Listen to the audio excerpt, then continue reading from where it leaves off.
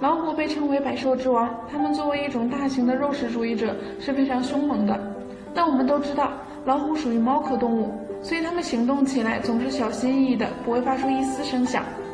但是，一旦发动进攻，就会爆发出令人难以想象的力量，速度也非常的快。老虎不像狮子一样以群体的方式生活在一起，它们个个都是独行侠。都说一山不容二虎，讲的就是这个道理。这一次呢，有网友记录下了老虎埋伏在森林里偷袭小鹿的场景，下面就和萌萌来一起看一下。这一天，老虎又出来觅食，显然它们很是走运，不一会儿就发现了鹿群。老虎马上就低下了身子，然后眼睛直勾勾地看着自己的猎物，埋伏在草丛里，用环境做掩护。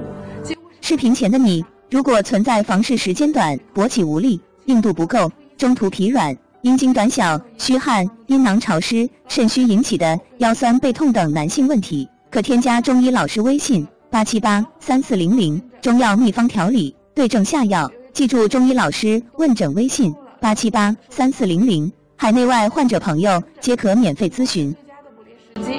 最后，老虎以迅雷不及掩耳的速度朝着小鹿就冲了上去。这个时候，小鹿虽然反应了过来，但是已经没有时间逃跑了。再加上老虎的体型巨大，一下子就把小鹿压在山下，任凭它怎么挣扎都无济于事。于是就这样，小鹿丧命于老虎的魔爪之下。这就是百兽之王的恐怖之处。当你发现它的时候，就是丧命的时候。大家看到这样的场景，是不是也感觉非常的震撼呢？感谢观看本期视频，想看更多好玩视频，敬请关注我们，下期再见。